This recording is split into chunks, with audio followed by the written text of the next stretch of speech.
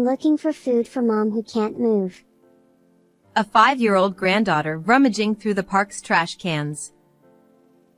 When I saw her after 6 months, she was thin and wearing tattered clothes. Mom is sleeping at home. There's nothing to eat. It's been 6 months since my son started working away from home. What happened to my daughter-in-law and granddaughter while I was unaware? I regretted becoming distant from my daughter-in-law out of consideration. Taking my granddaughter's hand and saying, "It's okay now," she showed a smile. Really? Will you help Mom? We immediately headed to my son's house. However, there was a shocking truth hidden there. 3 years have passed since my husband passed away at the age of 55, and I've been living alone, feeling lonely. My sister lives nearby, which has been some consolation. My son, John, who is turning 30, lives with his wife and child about a 30-minute drive away. Actually, I worried because after graduating from college, there was a period when John didn't work. He was doing a part-time job while getting deeply into his hobby of touring on his motorcycle. I want to enjoy life. Traveling on my motorcycle, seeing sights, it's the best. I don't want to work. Watching my son say such things, I couldn't help but feel anxious. However, a few years later, he finally found a job and got married, which relieved me. But John's habit of playing around didn't seem to change, causing worries for his wife, Kate. Kate, 2 years younger than my son, was lively and cheerful, and I liked her immediately. Soon after getting married, my granddaughter Mary was born, and I was completely overjoyed. Kate, I've bought diapers and milk for Mary. Oh, thank you. It's messy inside the house, but please come in. It's okay. I'll tidy up. Kate, you just relax.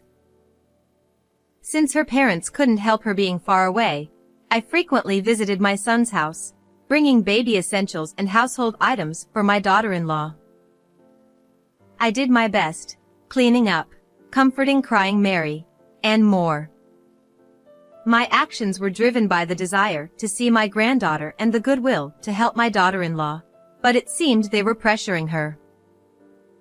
Caught up in the cuteness of my granddaughter, I didn't realize this. One day, when I visited my son's house, there was no response no matter how many times I rang the doorbell. Did they go shopping? Deciding to come back later, I was about to leave the bag of toys for Mary's birthday present on the doorstep when I heard my granddaughter's cries from inside. Worried, I tried to peek through the window, but when the crying stopped, I quietly backed away. It was then that I realized, for the first time, how much my daughter-in-law disliked me, using the excuse of not being home. Despite the shock, I sent a text to my daughter-in-law letting her know I left the present. I see. I'm just her mother-in-law, so she can't relax. Even though I understood it logically, I couldn't help but feel immensely sad. And to make matters worse, something happened that added to my distress. That night, my son visited home with a stern expression. There were 2 matters he needed to tell me, both of which were painful for me. Mom, I've been transferred to another state for work, so I'll be working away from home. Really? We won't be able to see each other like before. I'll miss you. As the location was inconvenient for family life, he decided to go alone, leaving his family here. I was shocked, but my son's expression was grim. I wondered why, but his next words revealed the reason. And, I hate to say this, but could you please stop bothering Kate already? Huh? What do you mean? Bringing household items is fine, but seriously, lay off, Kate. Bullying your daughter-in-law isn't cool these days. I never thought you could be such a jerk.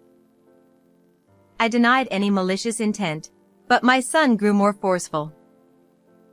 You've been frequently peeking into the house, passive-aggressively cleaning, and comforting the baby, right? Well, Kate was crying because of you. Don't be so cruel. I didn't mean to. I didn't realize. I'm sorry. I thought I was doing the right thing, but it seems it was excruciating for my daughter-in-law. I apologized to my son, but he wouldn't forgive me.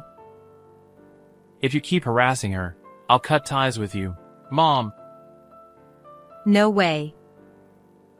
John slammed the front door shut and left. At that moment, memories of my son's childhood flashed through my mind. He was mischievous and demanding, but I always raised him with all my love. Next, I thought of the adorable face of my granddaughter Mary. Feeling guilty for hurting my daughter-in-law, I called her. Kate, I'm sorry. I'll be more careful from now on. Did John say something? I'm sorry. I'm overwhelmed. No, it's my fault. I'll make sure to ask before coming over from now on. However, Kate remained silent and didn't respond. Maybe she wanted to tell me not to come to her home. After that, John didn't say anything to me and seemed to head to his new assignment. Later on, I tried to contact my daughter-in-law to arrange bringing gifts for my granddaughter's birthday, but her responses were lukewarm. She often asked for items to be sent via delivery because she was busy. However, one day, Kate unusually called me. When I encouraged her to speak, she said, tearfully, Actually, we're short on money. Worried that my son's bad habits might be showing, I asked to meet her and discuss things at a cafe. Kate arrived alone, having left Mary with a friend. Her expression was very somber. According to her, since John started his solo assignment, he stopped sending money for living expenses. Then, she dropped an even more shocking bombshell. John seems to be having an affair. What? Kate continued. When I was video calling him, I saw women's clothes hanging on the wall in his room. When I said I would ask my son about this, Kate choked up, saying, I don't want to break up with him. I believe he'll come back to me. Feeling sorry for my hopeless son, I apologized to Kate. Kate then made a request, saying, I've started working part-time, but it's not enough. Could you send me $500 each month? Despite Kate's hesitance, it was all John's responsibility. I agreed without hesitation. Kate added, Also, I'm overwhelmed with work and can't clean the house properly.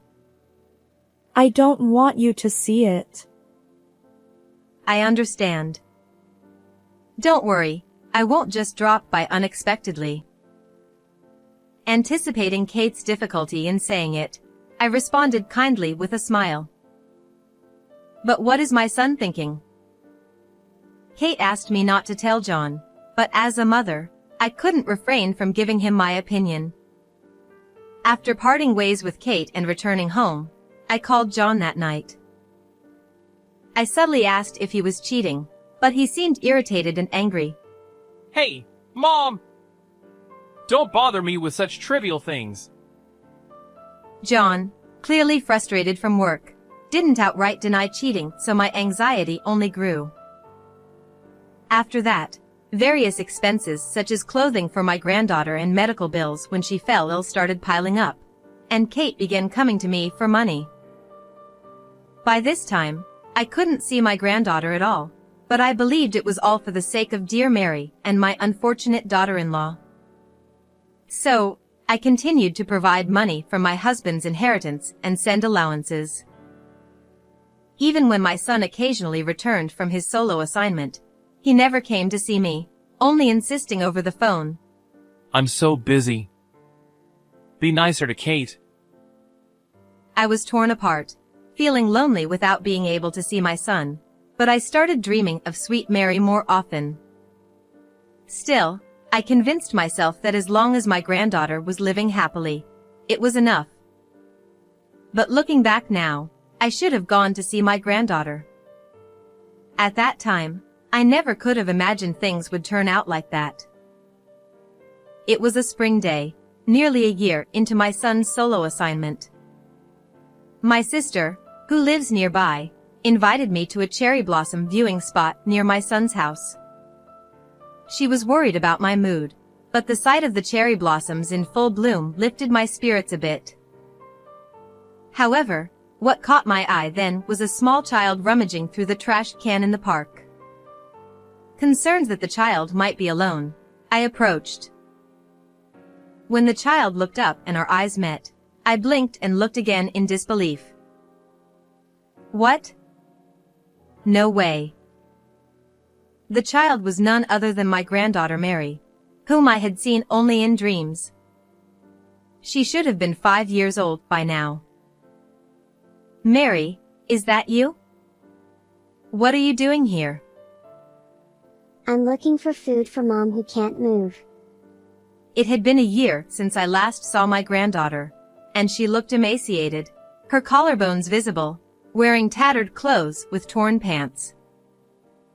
The Mary the first knew had chubby cheeks and a cute face, so I was shocked by her drastically changed appearance. Where is Mom? She's sleeping at home. There's nothing to eat, Dad took all the money from home. It seemed that something had happened to my daughter-in-law and granddaughter while I was unaware. I regretted becoming distant from them out of consideration for Kate, waiting for her to reach out. I immediately approached my granddaughter and hugged her. Everything will be okay now that Grandma's here. Really? Will you help Mom?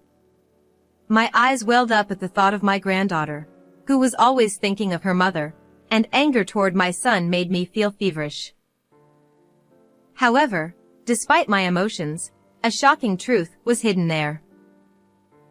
I explained the situation to my sister briefly, and went to my son's house with my granddaughter. I rang the doorbell, but my daughter-in-law didn't answer. Since the front door was locked, I couldn't do anything and felt at a loss. Then Mary said, Wait a moment. There's a secret entrance. And slipped in through a small window at the back of the house. Later, after Mary opened the door from the inside, I rushed into the living room. However, my daughter-in-law was nowhere to be found. The interior was terribly dirty, with half-eaten cup noodles and empty beer cans scattered around. Mommy disappeared. I wonder where she went, said Mary. Leave it to Grandma. Everything will be okay. I reassured the anxious granddaughter and, as a precaution, left a note in the mailbox saying taking Mary home and headed back to my house. Back home, I gave Mary a shower and changed her into new underwear and clothes I had prepared to give her as presents. Despite being thin, she looked adorable after I combed her hair neatly. When I made omelets, Mary's eyes sparkled, and she eagerly started eating, exclaiming, "Delicious!" She must have been very hungry. After the meal, she told me that her immobile mother had asked her to go find food. If that was the case, then where has Kate gone? I felt like I'd been had. Could it be? Kate's condition suddenly worsened. I thought she might have called an ambulance herself and been taken to a hospital somewhere. I tried calling my son, but couldn't reach him. Meanwhile, my granddaughter, now full, started to doze off. I quickly prepared a bed for her, and she was overjoyed. Wow! The bed is so fluffy. It feels amazing. She exclaimed before quickly falling asleep. Worried about my daughter-in-law, I called my sister, who lives nearby, and asked her to look after my granddaughter while I headed back to my son's house. What I saw there was a shocking sight. Is that Kate? As I hid in the shadow of the neighboring house to observe Kate without being spotted, an elderly neighbor approached me. We had exchanged greetings when my son and his wife moved in, so we were acquainted. After hearing a certain story from the neighbor, I trembled with anger. 2 hours later, I received a barrage of phone calls from my daughter-in-law after she saw the note, saying, "You took our daughter without permission." I'm sorry. I happened to meet Mary at the park, so I brought her home. I intentionally played dumb and apologized. Taking her your home without permission is rude. I'm really sorry. I didn't mean to worry you. But since it's been a while, can you let her stay with us for 2 or 3 days? Please. I'll make sure to thank Kate generously. Huh? If that's the case, I don't mind, but there's one promise. Her proposal was, Since Mary has a habit of lying, please don't believe anything she says. I already knew the truth of the matter, but without letting on, I went along with her to reassure her. It's common for young children to do that. Understood. I'll just let Mary's words go in one ear and out the other. 3 days later, my daughter-in-law came to pick up Mary. John is supposed to come home for the weekend. I need Mary to help with cleaning, so I've come to pick her up. Give her back. I won't return her to a mother who deceives your own child. At that, my daughter-in-law raised her eyebrows and glared at me. I don't know what you've heard from Mary, but didn't I tell you that she was a liar? It's absurd to believe everything a child says. Finally, Kate's true colors began to show. It seemed she intended to dismiss everything as lies from Mary. However, upon hearing those words in the living room, my granddaughter burst out crying and ran out.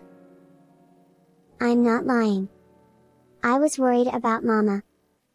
Seeing my crying granddaughter was heartbreaking. Not wanting to witness further arguments between adults, I asked my sister, who was at our house, to take Mary to the detached room. Then, I confronted Kate once again. I showed the pictures I had taken while hiding in my son's neighbor's house when I went there. They depicted Kate in intimate poses with a young man, and another where she was slipping wads of cash into his pocket. Kate's expression changed for a moment, but then she burst into laughter. It was just a little fun. John is under my thumb, so I can manipulate him any way I want. If you keep this up, you'll never see your grandchild again. Furthermore, I shared what I had heard from the neighbor. She said, It might be meddling, but I can't bear to see your granddaughter in such a situation. Kate, it seems you've been leaving Mary outside and frequently bringing young men into the house, right? The neighbors have noticed. What? I have no idea what you're talking about. Kate tried to play it off, but the neighbor had also taken videos and photos of her with her lover. According to the conversations in those videos, Kate had lied about her health to spend time with her lover, and she had cleverly concocted excuses like going to look for food to keep Mary from coming home. I'll tell everything to John, I declared. Yet Kate continued to laugh.